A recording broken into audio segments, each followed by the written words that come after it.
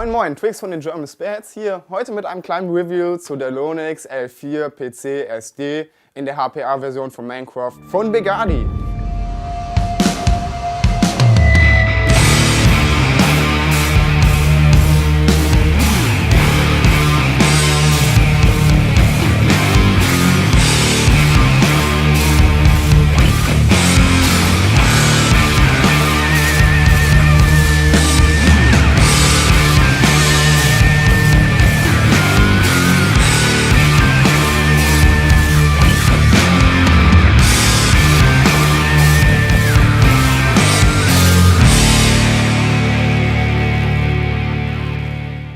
In der Lonix ist ein Pneumatik Drop-in-Kit für die V2 Gearbox verbaut. Über den Trigger öffnet man ein Ventil, was dann direkt den Schuss löst. Das hat den Vorteil, wir benötigen keinerlei Akku für das System. Das ganze System wird rein über den Druckluft, über die Pneumatik bedient. Im Lieferumfang enthalten ist ein typisches Lonix High-Cap-Magazin, ein Reinigungsstab, eine Krontabelle und eine typisch Lonix Bedienungsanleitung. Und natürlich die Waffe an sich selber. Nun die technischen Daten zu der Lonix. Im eingeklappten Zustand hat sie eine Gesamtlänge von 665 mm und im ausgeklappten Zustand eine Gesamtlänge von 735 mm. Die Airsoft wiegt 2,5 Kilogramm und hat eine Lauflänge von 247 mm und läuft bis vorne am Ende des Schalldämpfers. Das Highcap fasst 360 Schuss. Damit ihr jetzt einen ersten Gesamteindruck bekommt, wie sich die Airsoft auf dem Spielfeld anfühlt, jetzt ein kleines Gameplay. Hi Leute, hier ist Phoenix Feather mit einem kleinen Gameplay-Video zum Minecraft Pneumatik Drop-in Kit in einer Lonix von Begadi.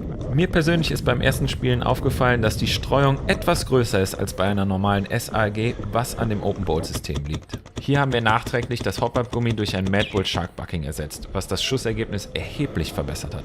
Das kann aber getrost vernachlässigt werden, wenn man eh nur CQB spielt. Hier ist die Länge und das Gewicht ein absoluter Vorteil. Ich bin zum Teil einhändig mit dem Ding übers Feld gerannt. Ein bisschen gewöhnungsbedürftig ist jedoch der Trigger, denn den muss man immer komplett durchdrücken, um das Ventil vollständig zu öffnen. Abschließend kann ich noch sagen, Preis-Leistung ist wirklich super. Es ist eine Top-Alternative gegenüber teuren elektronischen HPA-Systemen. Es lohnt sich also zu überlegen, Minecraft oder komplette Gearbox-Tune, wobei die Minecraft wesentlich wartungsärmer ist. Das war's von meiner Seite und ich gebe wieder ab an den Basti und den benötigten Zubehör. Wenn man sich für die Lonix HPA entscheidet, benötigt man jedoch noch zwei Dinge.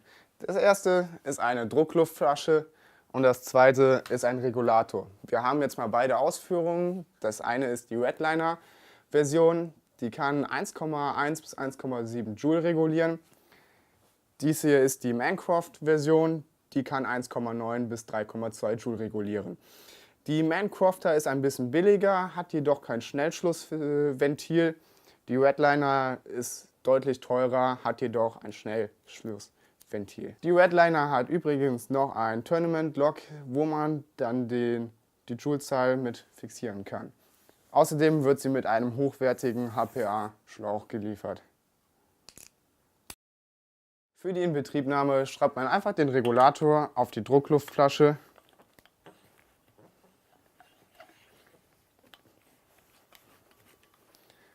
Schließt das Ventil, schließt den HPA-Schlauch an und schon kann der Spaß losgehen. Die Vorteile der Lonix HPA ist zu einem das Gewicht. Es ist ein sehr leichtes System, dadurch kann jeder Mann, jede Frau mit dem System gut umgehen. Wir benötigen keine Batterie, das heißt nie wieder ein leerer Akku auf dem Spielfeld. Wir haben eine hohe Qualität gegeben durch den Nylon-Fibercarbonat-Body, dadurch auch das sehr leichte Gewicht. Wir haben ein sehr leises Schussergebnis und das Ansprechverhalten ist auch sehr gut. Preis stimmt auf jeden Fall, ist eines der günstigsten HPA-Systeme auf dem deutschen Markt. Die Joule-Zahl kann je nach Regulator für jedes Spielfeld eingestellt werden und sie ist AEG-kompatibel. Wir haben jedoch auch ein paar Nachteile bei dem HPA-System gefunden. Der erste Nachteil sind Bonuskosten, die anfallen durch die Druckluftflasche und den Regulator. Uns ist aufgefallen, dass der Verbrauch höher ist als bei anderen HPA-Systemen. Das heißt wiederum, es könnte sein, dass man mit einer Flasche nicht einen ganzen Tag spielen kann. Wie Phoenix schon angesprochen hat, ist das Schussbild beim schnellen Triggern nicht mehr so das ganz Optimale.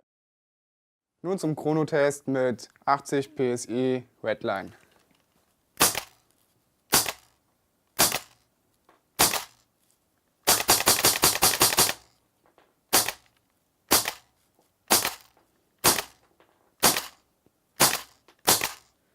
Wie man sieht, ziemlich konstant. Kommen wir jetzt zu den Internals und wie die Mancraft in der Standard V2 Gearbox sitzt. Die ist nämlich bis auf das Drop-in-Kit leer. Deshalb gibt es auch nur noch 4 Schrauben, die das System zusammenhalten, denn da ist keine Belastung mehr auf der Gearbox-Shell. Der ganze Druck ist innerhalb des Zylinders.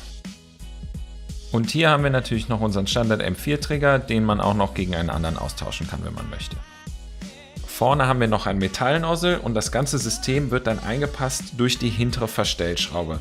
Man spannt sozusagen das ganze System in die Gearbox ein. Somit passt das Drop-in-Kit auch in leicht verschiedene V2 Gearboxen ohne Probleme rein. Hier haben wir noch unsere Hop-Up-Unit, die aus Nylon-Fiber besteht, so wie der Body der Airsoft auch. Das Hop-Up lässt sich radial über das große Rädchen einstellen. Eigentlich sehr gut, in unserem Fall aber viel zu leichtgängig. Vorne dran haben wir dann noch einen normalen AEG-Lauf, ist aber nichts Besonderes. Auf der anderen Seite der Gearbox finden wir eine normale Selector-Plate.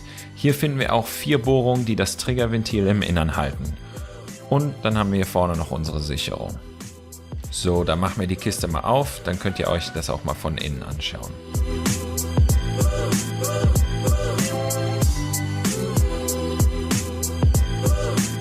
Hier sieht man dann auch direkt die Madenschrauben, die das Triggerventil in der Gearbox an seinem Platz halten.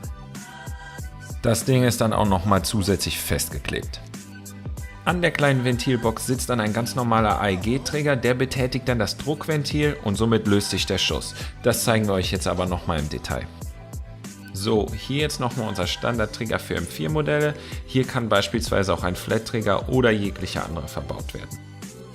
Wenn man den Abzug drückt, wird das Ventil geöffnet, welches wiederum das nächste Ventil öffnet und der Schuss kann sich lösen.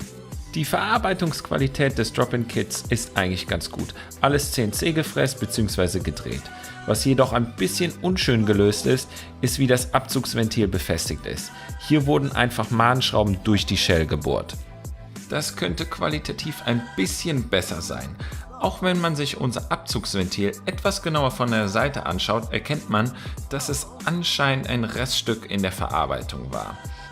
Hier sieht man Bohrungen, die nicht benötigt werden. Für den Preis könnte man dann da doch etwas Hochwertigeres erwarten. Das System besteht letztendlich aus 4 Komponenten. Einmal das Abzugsventil, unsere vordere Druckkammer, unsere hintere Druckkammer und unser Druckluftanschluss.